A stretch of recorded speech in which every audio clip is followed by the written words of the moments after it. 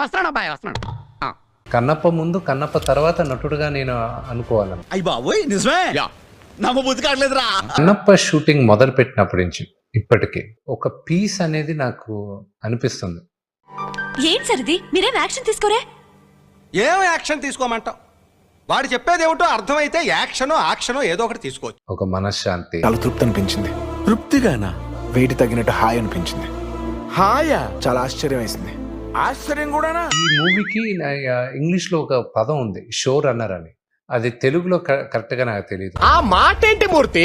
Show runner అని నేను ఎక్కడా చదవలేదు, ఏ సినిమాలో కూడా చూడలేదు. ఆ పదం ఎలా వచ్చిందంటావు నా నోట్లో నుంచి? నోటి దొరకకపోతే. ఇప్పుడు ఈ బాణం చూసారంటే అతను పట్టుకునింది ఎడం పక్కనే పట్టుకుంటాడు. ఏంటి కొత్త మ్యాటర్ స్టార్ట్ అయింది? అప్పుడు కుడి చేయి ఫ్రాక్చర్ అయింది.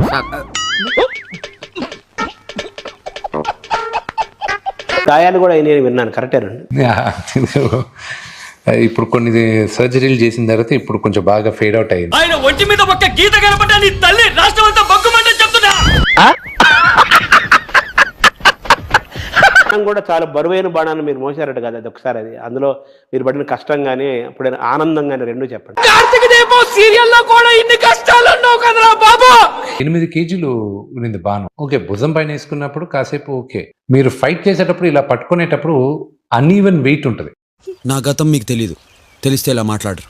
నా భవిష్యత్తు ఏంటో తెలియక నేను చేస్తున్నాను, నీ గతం ఎవరికి కావాలి?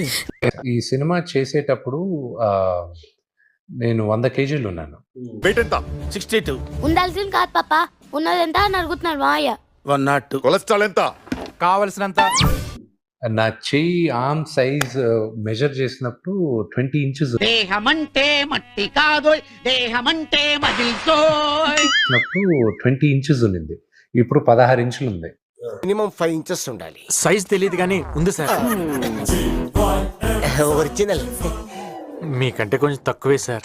అలాగే దొరికింది. సో అక్కడ షూట్ చేయాలన్న ఉద్దేశంతో అది ఏంటి మమ్మీ ఎవడీడు? అక్కడికి వెళ్ళి షూట్ చేసాం. ఇలా అందరూ బయట షూటింగ్ చేసుకుంటుంటే తెలుగు ఇండస్ట్రీ ఏం బాగుపడుతుంది? బాగుపడాల్సింది తెలుగు ఇండస్ట్రీ కాదు మీరు. సో అక్కడ ఇబ్బందులు ఉన్నాయి మాకు. మా హోటల్ దగ్గర నుంచి 1 గంటన్నర మాకు భోజనాలు రావాలన్నా, బ్రేక్ఫాస్ట్ రావాలన్నా ఎడారది. షూటింగ్ ఉంటే 3:45 లేస్తాను. ఏంటిది మాకేంటిది అంటున్నాను. షూటింగ్ లేకపోతే 4 o'clock లేస్తాను. తెల్లారగట్ల కోడిగోళ్ళు వేస్తుంది. ఏం బాగుపడింది? చికెన్ వండుకుని తినేస్తున్నారు. నాకు 4:30 అంతా జిమ్కి వెళ్ళిపోవడం, ఏంటి బాబన్న ఇంకోసారి 6:30 అంతా స్నానం చేసేసి. పనిలేని వాడు నేను ఒక్కడే అనుకున్నా, నువ్వు తగలేవు. ఎందుకంటే నేను ఫస్ట్ హాలీవుడ్ లో చేయాలి అనుకుంటే అది చాలా ఎక్స్పెన్సివ్ అయింది.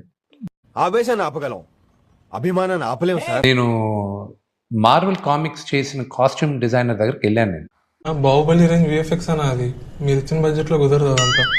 నాన్నగారు ఏమన్నారు, ఎందుకు ఇంత రిస్క్ పెట్టుకుంటా? 5 రూపాయలు ఆర్టిస్తున్నా నువ్వు, 5 కోట్ల ఆర్టిస్తున్నా నేను. పద్మశ్రీతో పెట్టుకున్నా ఉంటే ఒక్క మరలో పడిపోతావురా. ఎవరైనా రకాలుగా ట్రై చేసినా సరే గెలిచేది నేనే, లీచేది నేనే.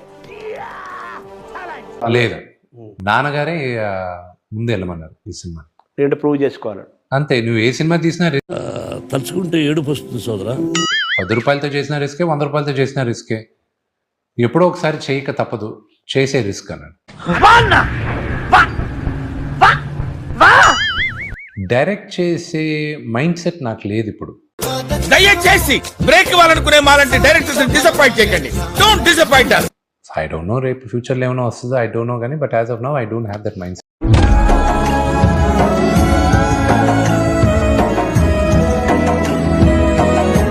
నాకు షాక్ అయ్యాను నేను. మాకు ఆదరిద్రం కూడా ఉందా అంటే ముందు సినిమాల్లో లేని డీటెయిల్ అంతకుముందు సినిమా భారతం ఎక్కడ షూట్ చేశారో ఎక్కడ జరిగిందో తెలుసా? నాకు ఈ టార్చర్ ఏంట్రా బాబు.